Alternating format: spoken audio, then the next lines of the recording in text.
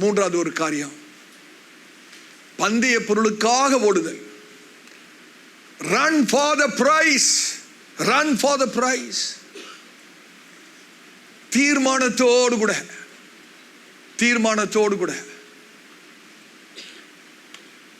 தீர்மானம். பந்தய பொருளுக்காக ஓடுதல், ராஜரீக எல்லையை அடையும்படியாக தீர்மானம் எடுத்தல். பவுல் சொல்றாரு பாருங்க வசனத்துல, பிலிப்பியர் 3:14 கிறிஸ்து இயேசுவுக்குள் தேவன் அழைத்த பரம அழைப்பின் பந்தய பொருளுக்காக லக்கை நோக்கி தொடருகிறேன். கிறிஸ்து இயேசுவுக்குள் தேவன் அழைத்த பரம அழைப்பின் பந்தய பொருளுக்காக லக்கை நோக்கி தொடருகிறேன். அப்போஸ்தலனாகிய பவுலுடைய மனநிலைமை யோசிச்சு பாருங்க. தன்னுடைய நிலைப்பாட்டிலிருந்து தேடுதலை நோக்கி, from his posture to pursuit, from reaching to pressing, தேடுதலிலிருந்து அடையத்தக்கதாக, வெறும் தேடுதல் மாத்திரமல்ல, அடையும்படியாக தேடுதல். ஆமென். லக்கை நோக்கி, I press toward the mark. Press toward the mark. அந்த இங்கிலீஷ் வேர்டு press, லக்கை நோக்கி தொடர்கிறேன் என்ற ஒரு வார்த்தையில ஆங்கில பைபிளில் பிரஸ்ன்னு போட்டிருக்கு பாருங்க. நீங்க எதையாவது ஒரு காரியத்தை அழுத்தினீங்கன்னா அதுல ஒரு ரெசிஸ்டன்ஸ், ஒரு எதிர் சக்தி கிரியை செய்யும். அப்படிதானே? நீங்க எதையாவது அழுத்தி பாருங்க, அழுத்தினீங்கன்னா ஒரு எதிர் சக்தி, ரெசிஸ்டன்ஸ் கண்டிப்பா இருக்கும். அதுக்கு தான் நம்மளுக்கு ஒரு டிட்டர்மினேஷன், ஒரு ரிசால்வ் வேணும். ஸோ அந்த வேர்ட், இங்கிலீஷ் வேர்டு பிரஸ்ன்னு சொல்லும்போது it requires resistance and resolve. கண்டிப்பாக நான் கர்த்தருடைய ஊழியக்காரனா சொல்றேன், நீங்க ஆவிக்குரிய வாழ்க்கையில முன்னேறணும்னு தீர்மானிச்சிட்டீங்கன்னா பயங்கர எதிர்ப்பு வரும். பிசாசு விட மாட்டான். நீங்க பரிசுத்த வேதாகமத்தில் வாசித்து பாருங்க, எங்கெங்கெல்லாம் ஜனங்கள் ஆண்டவராகிய இயேசுவை தேடி நெருங்கி வர அவர்கள் பிரயாசப்பட்டார்களோ அங்கெல்லாம் தடை, அங்கெல்லாம் எதிர்ப்பு இருந்ததா? அந்த குருடனாக இருந்த பர்த்திமையை கொஞ்சம் யோசிச்சு பாருங்க. தாவீதின் குமாரனே எனக்கு இறங்கும் என்று சொல்லி உரத்த சத்தம் இட்ட போது அங்கிருந்த ஜனங்கள்லாம் அவனை அதட்டினார்கள். அப்படிதானே வேதம் சொல்லுது? அதட்டினார்கள். அதட்டலை கேட்டுட்டு அந்த மனுஷன் அமைதலா இருந்தான பிரதர், இன்னும் அதிக சத்தமாய், முந்திய பார்க்கல இன்னும் அதிக சத்தமாய், அங்கதான் அந்த எதிர்ப்பை மேற்கொள்கிறது. ஹல்லேலூயா. கர்த்தருடைய பரிசுத்த நாமத்துக்கு ஸ்தோத்திரம். அந்த மனுஷன் மாத்திரம் அன்னைக்கு அதட்டுறதை கேட்டுட்டு அமைதலா இருந்தா அன்னைக்கு அற்புதத்தை இழந்திருப்பான். கர்த்தருடைய ஊழியக்காரனா சொல்றேன், உங்களுடைய ஆவிக்குரிய வாழ்க்கைக்கு கண்டிப்பா எதிர்ப்பு வரும். எவ்வளவுக்கு நம்ம முன்னேற தீர்மானிக்கிறோமோ, எவ்வளவுக்கு ஜெபிக்க நீங்க தீர்மானிக்கிறீர்களோ, எவ்வளவுக்கு பரிசுத்தமா வாழ நீங்கள் தீர்மானிக்கிறீர்களோ, அவ்வளவு ஒரு எதிர்ப்பு நமக்கு விரோதமா கிரியை செய்யும். நம்மளை பின்னால இழுக்க சத்துருடைய கிரியைகள் கண்டிப்பா இருக்கும். அதையும் மேற்கொண்டு முன்னானவைகளை நாடும்படியாக. ஹல்லேலூயா. அன்னைக்கு பாருங்க, சகேயுவுக்கு ஒரு வாஞ்ச, எப்படியாவது ஆண்டவராக இயேசுவை நான் பார்க்கணும். ஆனா அந்த மனுஷன், வேதம் என்ன சொல்லுது? குள்ளமான மனுஷன். அது ஒரு தடை, ஆண்டவர் இயேசுவை பார்க்க முடியாம. அது மாத்திரமா, திரளான கூட்டம், ஜன கூட்டம், அது ஒரு தடை. ஆனா அந்த மனுஷன் பாருங்க, அவ்வளவு படிச்ச மனுஷங்க. இன்னைக்கு சொல்லணும்னா ஐஏஎஸ் ஆபீசர், டாக்ஸ் கலெக்டர்,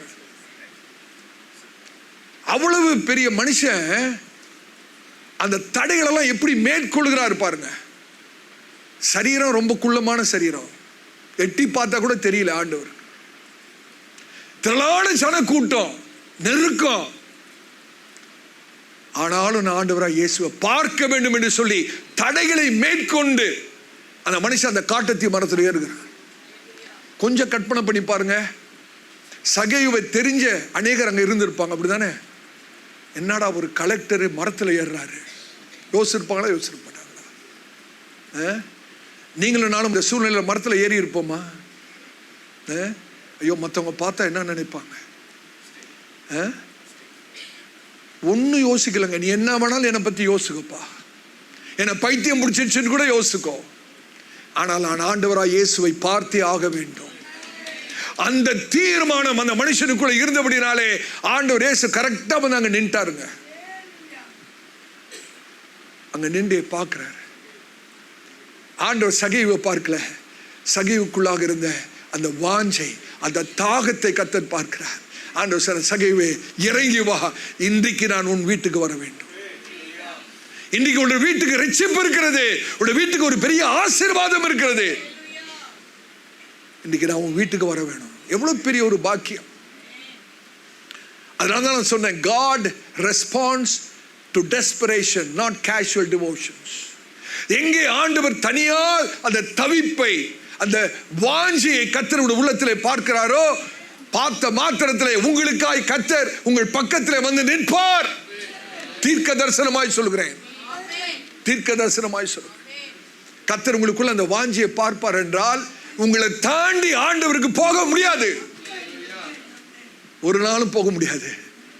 நீங்க இருக்கிற இடத்துல வந்து கர்த்தர் நிற்பார். அவருடைய கண்கள் உன் பக்கமா திரும்பும். அவருடைய தயவு உங்க பக்கமா திரும்பும். ஹல்லேலூயா. கர்த்தருடைய பரிசுத்த நாமத்துக்கு மகிமை உண்டாகட்டும். ஆண்டவர் நம்மோடு கூட பேசுகிறார். ஆண்டவர் நோக்கம் இல்லாமல் நம்மோடு பேசுகிறவர் அல்ல. ஹல்லேலூயா. ஒரு குறிக்கோள் சார்ந்த தேடுதல், பர்பஸ்ஃபுல் பர்சூட், குறிக்கோள் சார்ந்த தேடுதல். அவர் சொல்றாரு, லக்கை நோக்கி ஓடுகிறேன், தொடருகிறேன். லக்குன்னு சொல்லும்போது a definite target, a defined destination. சும்மா அப்போஸ்தலனாகிய பவுல் இங்கேயும் அங்க அலைந்து திரிந்து கொண்ட மனுஷன் அல்ல. He was not wandering aimlessly, he was running intentionally. இன்னைக்கு அநேகருடைய கிறிஸ்துவோட ஆவிக்குரிய வாழ்க்கையில நோக்கமே இல்லாத வாழ்க்கை. அநேக விசுவாசியிட சொல்கிறவர்கள், கிறிஸ்துவன்னு சொல்கிறவர்கள், அவங்ககிட்ட கேட்டு பாருங்க, நோக்கம் என்ன பிரதர், உங்களோட வாழ்க்கையில நோக்கம் என்ன? இன்னைக்கு யார் சொல்ல முடியும்? இதான் என்னோட வாழ்க்கையோட நோக்கம் சொல்ல முடியுமா? ஏதோ சாப்பிட்றோம், வேலைக்கு போறோம், ராத்திரில தூங்குறோம், காலையில் திருப்பி எந்திரிக்கிறோம், இதுவா கிறிஸ்தவ வாழ்க்கை? இல்ல இல்ல. கர்த்தர் உங்களை குறித்ததான நோக்கம் உங்களுக்கு தெரியணும் பிரதர். எதற்காக கர்த்தரை அழைத்திருக்கிறார், எதற்காக கர்த்தர் இந்த சபையில வைத்திருக்கிறார், எதற்காக இந்த பூமியிலே கர்த்தர் இன்னும் ஆயுசை கூட்டி தந்து இந்த உலகத்திலே வாழ வைத்திருக்கிறார், நோக்கம் என்ன? பவுலை கேட்டீங்கன்னா தெளிவா சொல்லிடுவார். இதான் நோக்கம். நான் லக்க அடையணும், கிறிஸ்துவன் அடையணும், எப்படி ஆகிலும் அவரை நான் ஆதாயப்படுத்தணும், அவரை அறியணும், இதான் என்னோட நோக்கம். எத்தனை பேர் சொல்ல முடியும், கிறிஸ்துவை அறியறதே என்னோட நோக்கம், வேற வாழ்க்கையில நோக்கம் இல்லை? ஹல்லேலூயா. கர்த்தருடைய பரிசுத்த நாமத்துக்கு மகிமை உண்டாவதாக. ஆண்டவர் இயேசு கல்வாரி சிலுவையிலே அறையப்பட வேண்டும் என்று சொன்னபோது பேதுரு ஓரத்தில் கொண்டு போய் அவரை கடிந்து கொண்டாராம். ஆண்டவரே, இதெல்லாம் உங்களுக்கு நடக்கக்கூடாது, நீர் மரிக்க கூடாது. ஆண்டவர் இயேசு பேதுருவை பார்த்து அப்பால போ சாத்தானேன்னு சொல்லிட்டு, வேதம் என்ன திரும்ப சொல்லுது, அவரோட முகத்தை எருசலேமுக்கு நேராக கற்பாறையை போல வைத்தாராம். எருசலேம்ல தான் அவர் சிலுவையில் அறையப்படணும். நம்மளா இருந்தா இந்த பக்கம் திரும்பி ஓடி இருப்போம். ஆனா ஆண்டவராய் இயேசு சிலுவையில் அறையப்பட போகிறார் என்று அறிந்து எருசலேமுக்கு நேராக தன்னுடைய முகத்தை கற்பாறையை போல வைத்தாராம். நோக்கம், நோக்கம். ஆவிக்குரிய வாழ்க்கையில ஒரு நோக்கம் இருக்கிறது, கிறிஸ்தவ வாழ்க்கையில ஒரு நோக்கம் இருக்கிறது. இன்னைக்கு நம்ம தீர்மானம் பண்ணணும், ஆண்டவரே உம்முடைய நோக்கம் இந்த வாழ்க்கையில பூர்ணமாய் நிறைவேற வேண்டும். ஹல்லேலூயா. கர்த்தருடைய பரிசுத்த நாமத்துக்கு ஸ்தோத்திரம். அப்படிப்பட்டவர்களுக்கு வாக்களிக்கப்பட்ட ஒரு பலன் உண்டு, ப்ராமிஸ்ட் ரிவார்டு.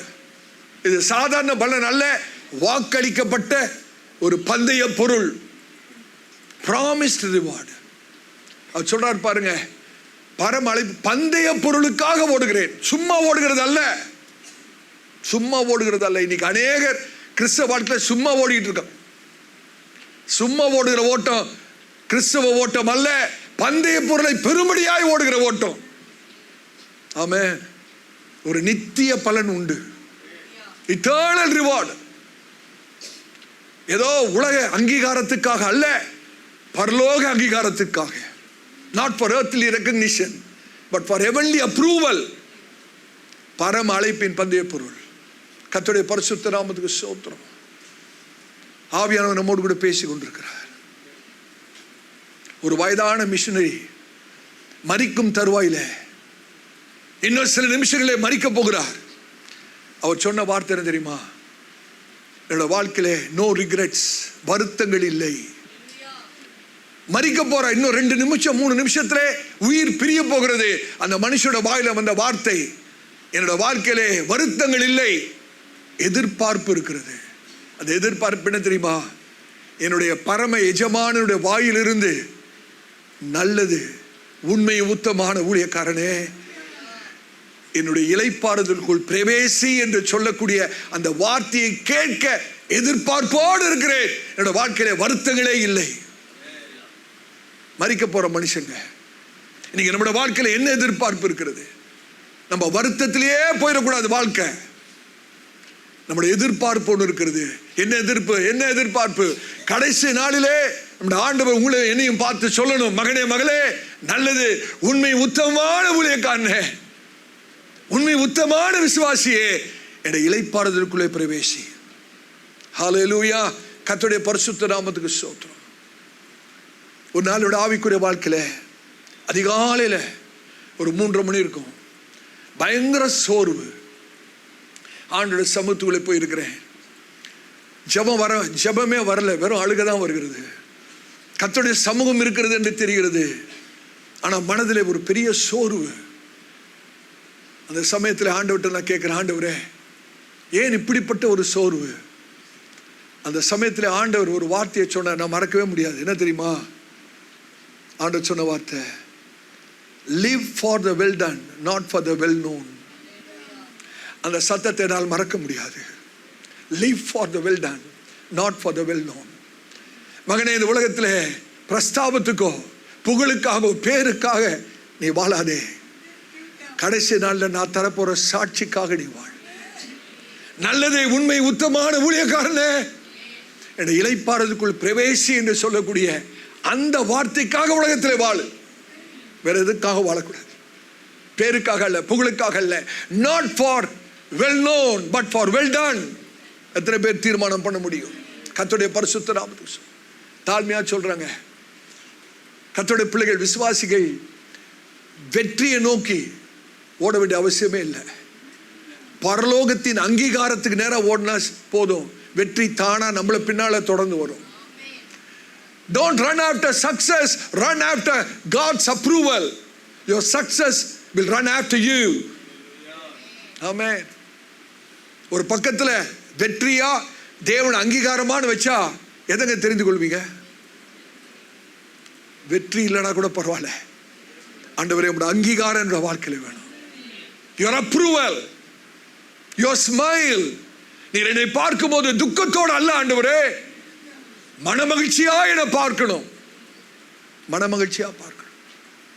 எத்தனை பேருக்கு இந்த வாஞ்சை இருக்கிறது? ஆண்டவர் உங்களை பார்க்கும்போது துக்கத்தோடு அல்ல, மகிழ்ச்சியா பார்க்கணும், மகிழ்ச்சியா பார்க்கணும். வேதத்தில் ஒரு வசனம் இருக்கு, செருபாபேலுடைய கரத்தில் இருந்த தூக்கு நூலை கர்த்தருடைய கண்கள் சந்தோஷமாய் பார்த்தது. செருபாபேலுடைய கரத்தில் இருந்த தூக்கு நூலை கர்த்தருடைய கண்கள் எப்படி பார்த்ததா? சந்தோஷமா. இந்த வசனத்தை அநேகர் வாசிட்டு நம்ம அப்படியே விட்டுறோம், அப்படிதானே? அதோட ஆவிக்குரிய அர்த்தத்தை நம்ம எபிரேய வேதாகமத்தில் வாசிக்கணும். அதோட ஆவிக்குரிய அர்த்தம் என்ன தெரியுமா? நல்ல கவனிங்க. இதை நான் சரித்திரத்தை சொல்லணும்னா ரொம்ப நேரம் ஆகும். ரொம்ப சுருக்கமாக அதை பின்னணியை மாத்திரம் சொல்றேன். செருபாபேல் ஒரு சாதாரண மனுஷன் அல்ல, யூத கோத்திரத்தை சேர்ந்த ஒரு கனவான். இஸ்ரவேல் ஜனங்கள் அடிமைத்தனத்திலிருந்து வெளியே வந்துட்டு இப்ப ஆலயம் கட்டப்பட வேண்டும். பாபிலோனிய அடிமைத்தனத்திலிருந்து வெளியே வந்துட்டாங்க. 70 வருஷம் அடிமைத்தனத்திலிருந்து வெளியே வந்த பிறகு இப்ப தேவன் ஆலயம் கட்டப்பட வேண்டும். அதற்கு இஸ்ரவேல் ஜனங்கள் செருபாபேலை தெரிந்து கொண்டு கவர்னராக ஏற்படுத்த விரும்புகிறார்கள். கவர்னருக்கு ஆளுநர். செருபாபேலை கனவானா இருந்தபடினாலே அவரை என்னவா ஆக்க விரும்புகிறாங்க இஸ்ரவேல் ஜனங்கள்? ஆளுநராக ஆக்க விரும்புகிறாங்க. அப்படி எல்லாம் வந்து செருபாபேலை ஆளுநரா ஆக்கிறதுக்கு எல்லாம் கூடி இஸ்ரவேல் ஜனமே கூடி வந்திருக்கு. செருபாபேல் என்ன பண்றா தெரியுமா? ஆலய பணி அஸ்திபாரம் போடப்பட்டிருக்கு. அந்த மூளையில ஒரு தூக்கு நூல் இருக்குங்க, ஒரு தூக்கு நூல். அந்த செருபாபேல் போயிட்டு அந்த தூக்கு நூலை எடுக்கிறாரு கையில. கர்த்தருடைய கண்கள் செருபாபேலுடைய கரத்துல இந்த தூக்கு நூலை சந்தோஷமாய் பார்த்தது. என்ன ஆவிக்குரிய அர்த்தம் தெரியுமா? உலகமே உன்னை ஆளுநரா மாற்றுவதற்கு ஆயத்தமா இருக்கும்போது எனக்கு அந்த பதவி வேண்டாம் ஆண்டவரே, ஆளுநருடைய பதவி வேணாம், சாதாரண ஒரு கொத்தனாராக உங்களுடைய ஆலயத்தை கட்டுகிற ஒரு கொத்தனாராக என்னை ஒப்பு கொடுக்கிறேன்னு சொல்லி அந்த தூக்கு நூலை கரத்தில் எடுத்த போது தேவனுடைய கண்கள் பார்க்கிறது. அந்த மனுஷனை சந்தோஷமா பார்த்து. பேர் புகழ் அல்ல சகோதரர், பிரசித்தம் அல்ல, உலக அங்கீகாரம் அல்ல, கர்த்தருடைய கண்கள் என்னை சந்தோஷமாய் பார்க்க. ஆண்டவரே, என்னை தாழ்த்துகிறேன், எனக்கு பதவி உயர்வெல்லாம் வேண்டாம், உம்முடைய பிரசனம் போதும், உம்முடைய நோக்கம் என்ற வாழ்க்கையிலே நிறைவேறுமானால் அது போதும். அந்த மனுஷனை பார்த்து ஆண்டவர் என்ன தெரியுமா சொன்னாரு? அந்த மனுஷனை பார்த்து என்ன தெரியுமா சொன்னாரு? செருபாபேலுடைய கரம் அதை ஆரம்பித்தது, அதே கரத்தினாலே நான் ஆலயத்தை முடிப்பேன் என்று கர்த்தர் சொன்னார். எந்த கரத்தினாலே ஆலயம் தொடங்கப்பட்டதோ அதே கரத்தினாலே இந்த ஆலயத்தை நான் கட்டி முடிப்பேன் என்று கர்த்தர் சொன்னார். கர்த்தருடைய நோக்கம் சகோதரனே, கர்த்தருடைய ஊழியக்காரன் நான் கண்ணீரோடு சொல்கிறேன், எல்லாவற்றையும் பார்க்கலாம் உங்களுடைய நோக்கம் என்ற வாழ்க்கையில் நிறைவேறணும். என்னை யார் ஏளனமாய் நினைச்சாலும் பரவாயில்ல ஆண்டவரே, என்னை தவறாய் நடத்தினாலும் பரவாயில்ல, நான் தவறாய் குற்றம் சாட்டப்பட்டாலும் பரவாயில்ல, உங்களுடைய நோக்கத்தை நான் நிறைவேற்ற வேண்டும். இந்த கண்களை மூடுவதற்குள்ளாக உங்களுடைய பூர்ணமான நோக்கம் என்னோட வாழ்க்கையில நிறைவேறணும். எத்தனை பேருக்கு அந்த வாஞ்சை இருக்கிறது? கர்த்தருடைய பரிசுத்த நாமத்துக்கு மகிமை உண்டாவதாக. எப்படியாவது அந்த பந்தய பொருளை அடையணுமே, பந்தய பொருளை அடையணுமே. I am not talking about casual Christianity. I am talking about consecrated continuity. ஏதோ வாழ வேண்டுமே வாழ்கிற கிறிஸ்தவ வாழ்க்கையை குறித்து நான் பேசவில்லை. அர்ப்பணிக்கப்பட்ட தொடர்ச்சியான நிலையான ஒரு கிறிஸ்தவ வாழ்க்கையை குறித்து நான் உங்களுக்கு பிரசங்கித்துக் கொண்டிருக்கிறேன். The race of faith is not a sprint of emotion, but marathon of endurance. நீங்க அதை விளங்கிக் கொள்ளணும். கிறிஸ்தவ வாழ்க்கை, நம்முடைய விசுவாச ஓட்டம் என்பது உணர்ச்சி வசப்பட்டு விரைவு ஓட்டம் அல்ல, சகிப்பு தன்மையோடு பொறுமையோடு ஓடுகிற மரத்தான் ஓட்டம். ஆமென். வித்தியாசம் இருக்கிறது. விரைவு ஓட்டத்துக்கும் மரத்தான் ஓட்டத்துக்கும் வித்தியாசம் இருக்கு. பொறுமையோடு கர்த்தர் நமக்காக நியமிக்கப்பட்ட ஓட்டத்திலே ஓடுகிறது. இன்னைக்கு அநேகர் கிறிஸ்தவ வாழ்க்கையை ஆரம்பிக்கிறார்கள், ஆனால் நடுவிலேயே வழி தப்பி போய் விடுகிறார்கள். அநேகர் கர்த்தரை விட்டு விலகி விடுகிறார்கள். அநேகர் பின்வாங்கியும் போகிறார்கள். ஒரு ஒழுக்கமுள்ள கிறிஸ்தவ வாழ்க்கை தாங்க கடைசியில ஜெயமாய் நம்முடைய கிறிஸ்தவ வாழ்க்கையை முடிக்க நமக்கு உதவியாக இருக்கும். நான் செய்தியை முடிக்க போகிறேன், தயவுசெய்து கவனிங்க. நீங்கள் எதை சுமந்து கொண்டிருக்கிறீர்கள்? ஆவியானவர் உங்களை பார்த்து கேட்கிறார், சகோதரனே சகோதரியே, உங்களுடைய ஆவிக்குரிய வாழ்க்கையிலே எதை சுமந்து கொண்டிருக்கிறீர்கள்? Inspect what you are carrying. கசப்பை சுமந்துட்டு இருக்கிறீங்களா? மன்னிக்க முடியாத சுவாபத்தை சுமந்து கொண்டிருக்கிறீங்களா? பழைய பாவ வழக்கத்தையே, பாவ பழக்க வழக்கத்தையே இன்னும் சுமந்து கொண்டிருக்கிறீர்களா? இன்னைக்கு ஆண்டவர் சொல்றாரு, அதெல்லாம் விட்டு விடுங்க. ஹல்லேலூயா. எதை விட்டு விட வேண்டுமோ இன்றைக்கு அதை விட்டு தள்ள வேண்டும், உதறி தள்ள வேண்டும். பாரமாயிருக்கிற யாவற்றையும் தள்ளி, நெருங்கி நிற்கிற பாவங்களை தள்ளி விட்டு.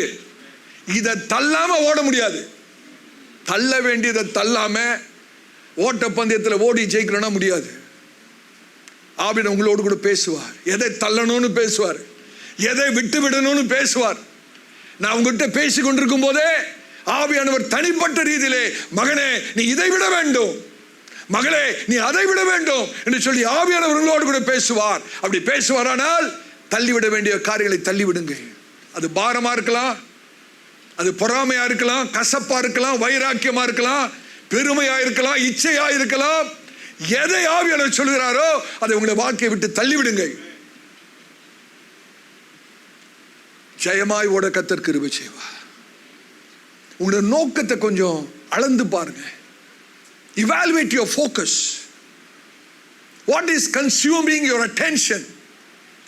ஒவ்வொரு நாளும் உங்களுடைய கவனத்தை ஈர்த்து கொண்டிருக்கிற காரியம் என்ன சகோதரனே? ஆவியானவர் பேசுகிறார். ஒரு காரியம் உங்களை இழுத்துக்கிட்டே இருக்கு, உங்களுடைய கவனத்தை இழுத்துக்கிட்டே இருக்கு. ஒருவேளை கடந்த காலத்தில் நடந்த ஒரு காரியமா இருக்கலாம், ஒரு பாவ காரியமா இருக்கலாம். அந்த ஒரு காரியம் உங்களுடைய கவனத்தை அவ்வப்போது இழுத்து கொண்டே இருக்கிறது. கர்த்தர் அதை உடைக்க விரும்புகிறார். அடைய வேண்டிய ஒரு இலக்கு இருக்கு, சாதிக்க வேண்டிய ராஜ்யத்திலே சாதிக்க வேண்டிய எவ்வளவு காரியங்கள் இருக்கிறது. உங்களுடைய ஆவிக்குரிய ஒழுங்கை நீங்கள் பலப்படுத்துங்க. ஆவிக்குரிய ஒழுங்குன்னு சொல்லும் போது அந்த 3 காரியத்தை மறக்க கூடாது. என்னது? ஜெபம், கர்த்தருடைய வார்த்தை, கீழ்ப்படி. இதுதான் ஆவிக்குரிய ஒழுங்கு. Spiritual discipline, prayer, God's word and obedience. 3வது, விட்டுவிடாமல் ஓடுங்கள். endure as you run. ஓட்டப்பந்தயத்தில் சிலர் ஒரு இடத்துல நின்று இருக்கலாம், சிலர் பின்வாங்கி போயிருக்கலாம், சிலர் உங்களுடைய ஓட்ட வேகத்தை கொஞ்சம் ஸ்லோவாக்கி இருக்கலாம். Are you pressing or passing? Commit to consistency regardless of circumstance. சூழ்நிலை எப்படிப்பட்டதாக இருந்தாலும் ஆவிக்குரிய ஓட்டத்தை ஓட எனக்கு உதவி செய்யுங்க ஆண்டவரே. ஹல்லேலூயா. ஒரு காரியத்தை சொல்லி முடிக்க விரும்புகிறேன். யோசித்து பாருங்கள். அப்போஸ்தலனாகிய பவுல் ஆவிக்குரிய வாழ்க்கையிலே துவக்க நிலையில இல்லைங்க. அவரு இதை எழுதும் போது அப்போஸ்தலனாகிய பவுல் துவக்க நிலையில இல்லை. he was not just a beginner, a very seasoned, advanced, experienced servant of God. அப்படிதானே?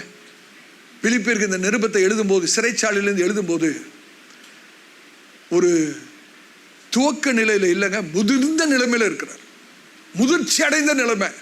அந்த முதிர்ச்சி அடைந்த நிலைமையிலையும் பவுல் சொல்றாரு, அடைந்தாயிற்று நான் இன்னும் எண்ணலைங்க, இன்னும் லக்கை நோக்கி நான் ஓடிக்கொண்டிருக்கிறேன்.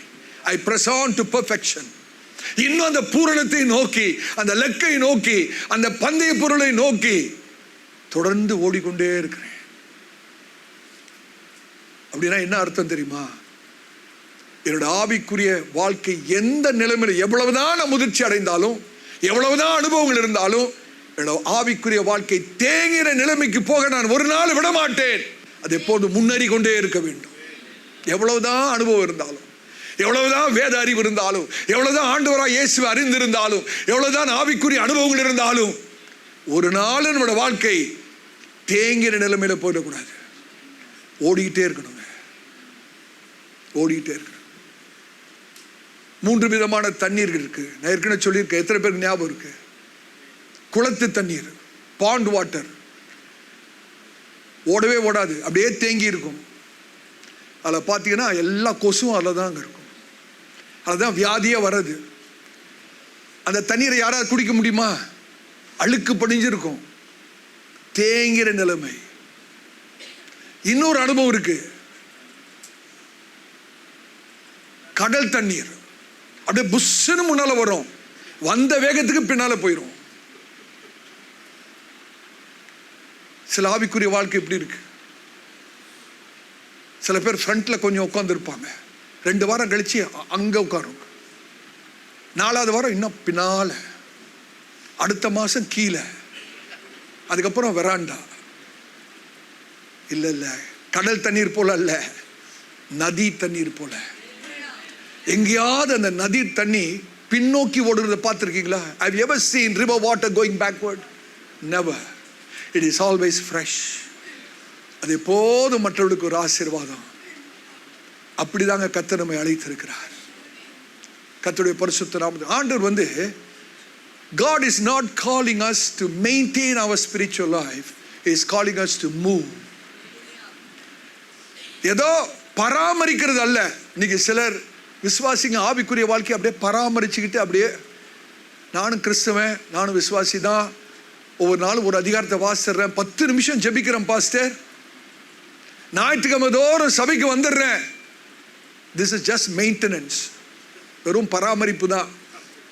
ஆண்டவர் பராமரிக்கிறதுக்கு அழைக்கலைங்க, முன்னேறி ஓடுகிறதுக்காக கர்த்தர் நம்மை அழைத்திருக்கிறார். ஆமென்.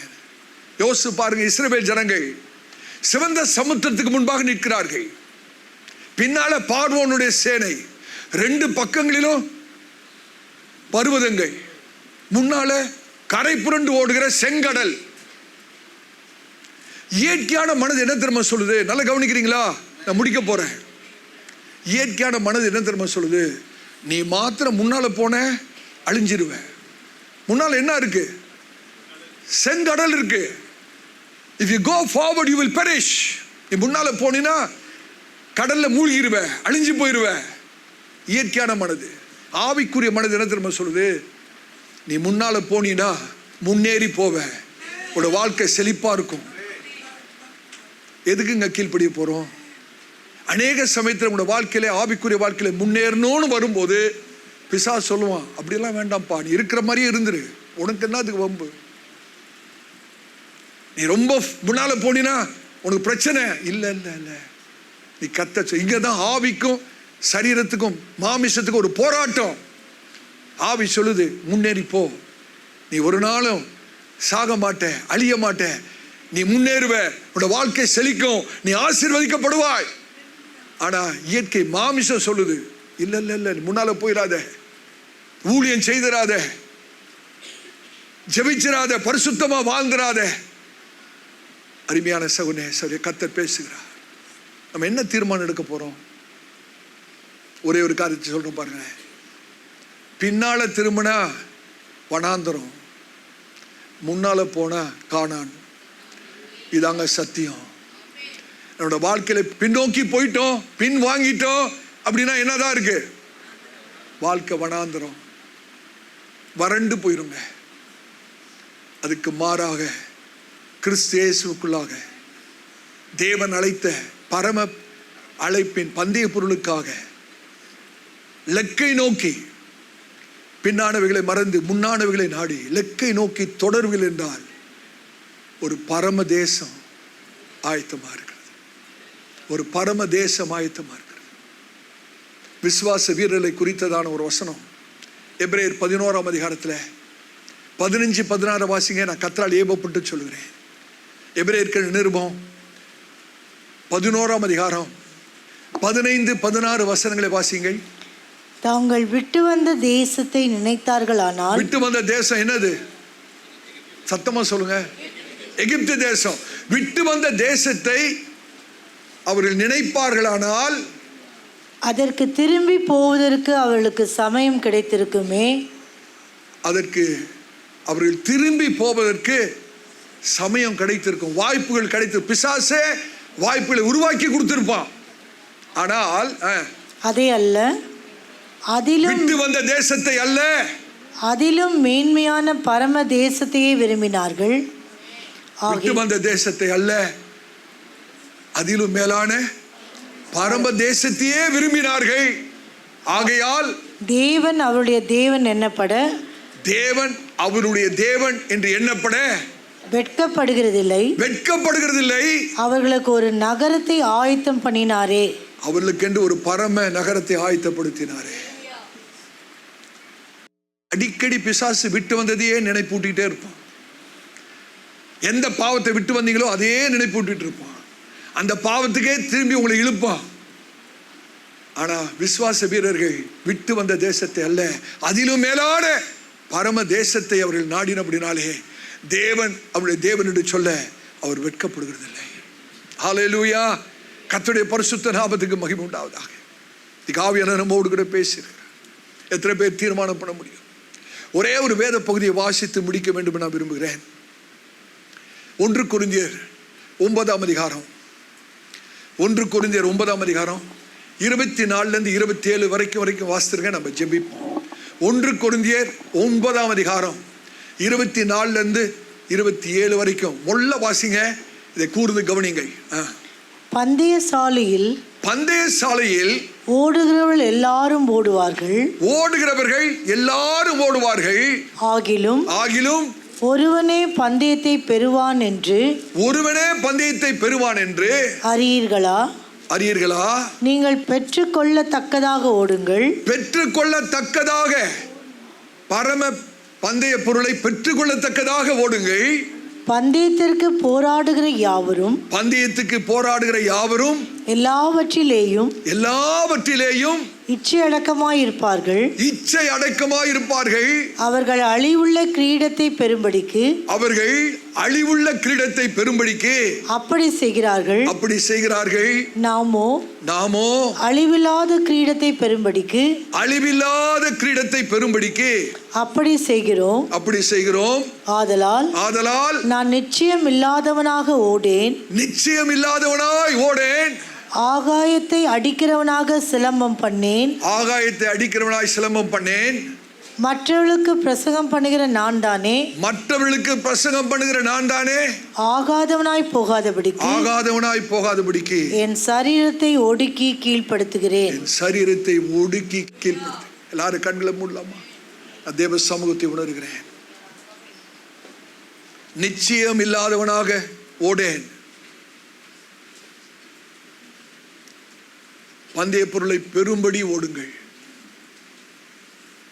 அந்த பந்தய பொருள் நமக்கு முன்பாக வைக்கப்பட்டிருக்கிற நம்முடைய பரம மணவாளனாகிய ஆண்டவராகிய இயேசு கிறிஸ்து. ஹல்லேலூயா. எப்படியாகிலும் கிறிஸ்துவை நான் ஆதாயப்படுத்தும்படியாக, கிறிஸ்துவை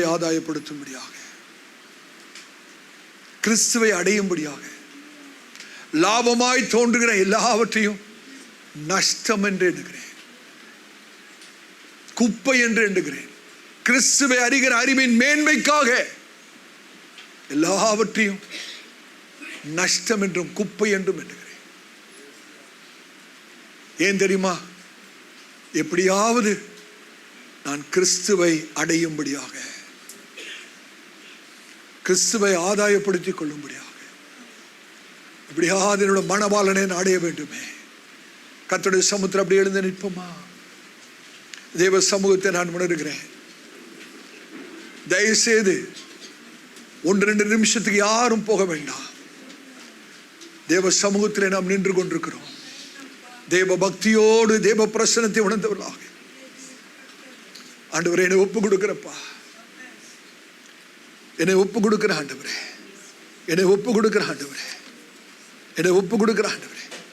கிறிஸ்து இயேசுவுக்குள் தேவன் அழைத்த பரம அழைப்பின் பந்தய பொருளுக்காக இலக்கை நோக்கி தொடர்கிறேன். எவ்வளவுதான் இடர்கள் வந்தாலும், எவ்வளவுதான் போராட்டம் வந்தாலும், எவ்வளவுதான் பிரச்சனைகள் வந்தாலும், எவ்வளவுதான் சத்துரு என்னை பின்னால இழுக்க அவன் பிரயாசப்பட்டாலும் இலக்கை நோக்கி தொடர்கிறேன். என்னை ஒருவராகிலும் கிறிஸ்துவின் அன்பை விட்டு பிரிக்க முடியாது. ஒன்றும் என்னுடைய முன்னேற்றத்தை தடை பண்ண முடியாது. சகோதரனே, சகோதரியே, வெறும் ரட்சிப்பில் நின்று விடாதீர்கள். பரிசுத்தத்துக்கு நேராக முன்னேறி செல்லுங்கள். நீங்க அநேக ரட்சிப்பின் அனுபவத்திலே இருக்கிறாங்க. இல்ல சகோதரனே, பரிசுத்தத்துக்கு நேராக ஓடணும். ஏதோ கர்த்தர் சில வசதிகளை தந்தபடினாலே அந்த வசதிகளை வைத்து அநேகர் ஆண்டவரை விட்டு போகிற நிலைமை உண்டு. வசதிகளையே பெருசா நினைச்சு ஆண்டவரை விடுகிற அநேகர் உண்டு. வசதிகளுக்காக ஆண்டவருக்கு நன்றி. ஆனா அந்த வசதி ஆண்டவரை விட்டு பிரித்து விடக்கூடாது. ஹல்லேலூயா. அப்படியே நிற்கும்படி அழைக்கப்பட்டவர்கள் அல்ல, ஆவிக்குரிய ஓட்டத்திலே ஓடுகிறவர்களாய் அழைக்கப்பட்டிருக்கிறோம். கர்த்தர் உங்களை எதற்காக மீட்டார்? அவரை அடையும்படியாக. ஒரு பந்தய பொருள் உங்களுக்கு முன்பாக இருக்கிறது. ஒரு eternal reward is there. தாழ்மையாக சொல்கிறேன், பரலோகம் நீங்க எப்படி ஆரம்பிச்சீங்க என்பதை பார்ப்பதற்காக அல்ல, நீங்கள் எப்படி முடிக்கிறீர்கள் என்பதற்கு சாட்சியாய் பரலோகம் இருக்க விரும்புகிறது. Heaven is not watching how you started. Heaven is witnessing how you are going to finish. எப்படி ஆரம்பித்தீர்கள் என்பதை பரலோகம் பார்க்கிறது அல்ல, உங்கள் ஆவிக்குரிய வாழ்க்கையின் ஓட்டத்தை எப்படி முடிக்கப் போகிறீர்கள் என்பதற்கு பரலோகம் சாட்சியாக இருக்க விரும்புகிறது. பவுல் சொல்றார் பாருங்க, நல்ல போராட்டத்தை போராடினேன், ஓட்டத்தை முடித்தேன், விசுவாசத்தை காத்துக்கொண்டேன், நீதியின் கிரீடம் எனக்காக வைக்கப்பட்டிருக்கிறது. எனக்கு மாத்திரமல்ல, அவருடைய பிரசன்னமாகுதலை விரும்புகிற யாவருக்கும் ஒரு நீதியின் கிரீடம் இருக்கிறது. வாயில திறந்த ஆண்டுக்கு நன்றி சொல்லுவோமா?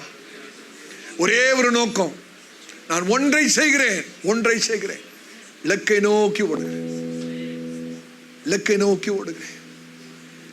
எந்த காரியமும் திசை திருப்ப நான் விட மாட்டேன். I will never allow any distraction in my spiritual life. My entire life is focused on God. என்னோட நோக்கம் எல்லாம் ஆண்டவர் மேல் இருக்கிறது. ஹalleluya. உங்களுடைய வாழ்க்கையை ஒப்புடுப்பீங்களா சகோதரனே? கர்த்தர் பேசின வார்த்தைகளை நீங்கள் மறுபடியும் உங்களுடைய மனதிலே கொண்டு வந்து கர்த்தருடைய பரிசுத்த சமூகத்திலே நிற்கிற தேவ பிள்ளையே, அருமையான சகோதரனே, சகோதரியே, கர்த்தருடைய ஊழியக்காரன் ஆண்டியான் கண்ணீரோடு சொல்லுகிறேன், கண்ணீரோடு சொல்லுகிறேன். கிறிஸ்து இயேசுவுக்கு உங்களை அழைத்த பரம அழைப்பின் பந்தய பொருளை அடையும்படி உங்கள் இலக்கை நோக்கி தொடர்ந்து ஓட உள்ளத்தின் ஆழத்தில் நீங்க ஒரு தீர்மானம் பண்ணுங்க. கர்த்தர் உங்களை நடத்துவார், அதிசயமாய் நடத்துவார். கர்த்தர் உங்களோடு கூட இருப்பார், உங்களோட வல்லமை விளங்கப்படுவார். Thank you Jesus. நன்றி ஆண்டவரே. நாம் ஜெபிப்போம். அதிகமாய் நேசிக்கிற அன்பின் பிதாவே, ஆசீர்வதிக்கப்பட்ட மத்தியான வேளைக்காய் ஸ்தோத்திரம். நீங்களோடு பட்சமாய் பேசி நம்முடைய வார்த்தைகளுக்காய் ஸ்தோத்திரம். ஆண்டவரே, நீதான் இவருடைய இலக்கு, நீதான் இவருடைய ஆத்தும நேசன், நீதான் இவருடைய பரம மணவாளன், நீதான் இவருடைய நோக்கம், நீங்க தான் எங்களுடைய விருப்பம், நீங்க தான் எங்களுடைய பங்கு, நீங்க தான் கர்த்தாவே எங்களுடைய சுதந்திரம். என்னுடைய கண்கள் உண்மையை நோக்கி கொண்டிருக்க ஆவியானவர் தொடர்ந்து பேசுகிறார். இந்த நாளின் செய்தியை கேட்ட ஒவ்வொரு சகோதரியும் கர்த்தர் ஆசீர்வதிங்க. கேட்கிறவளாய் மாத்திரமல்ல, அதன்படி செய்கிறவளாய்களை மாற்றும். நம்முடைய ஆசீர்வாதத்தின் நல்ல தயவுள்ள கரம் சிறந்தாழ்த்தி இருக்கிற ஒவ்வொரு மீதும் தங்கட்டும். ஆலயத்தை விட்டு போகும்போது அவள் வந்த வண்ணமாக அல்ல, ஆசீர்வாதத்தோடு, சுகத்தோடு, பலத்தோடு, ஆரோக்கியத்தோடு, சந்தோஷத்தோடு, சமாதானத்தோடு இந்த இடத்தை விட்டு கலைந்து போக கர்த்தர் கிருபை செய்கிறார். நாங்கள் சிறுக வேணும், நீங்க பெருக வேணும். எல்லா கணத்துணி மகிமையாவும் ஒருவருக்கே செலுத்துவோம். இயேசு கிறிஸ்துவின் நாமத்தில் ஜெபம் கேளும் எங்கள் நல்ல பிதாவே. நம்முடைய கர்த்தராகிய இயேசு கிறிஸ்துவின் கிருபையும் பிதாவுடைய தேவன் அன்பும் பரிசுத்த ஆவியினுடைய அன்யோன்ய ஐக்கியமும் நம் அனைவரும் கூட இன்றும் என்றும் சீக்கிரமாய் வரப்போகிற ஆண்டவராகிய இயேசு கிறிஸ்துவின் வருகை பரிந்தும் இருப்பதாக. ஆமென், ஆமென். கர்த்தர் உங்களை ஆசீர்வதிப்பார்.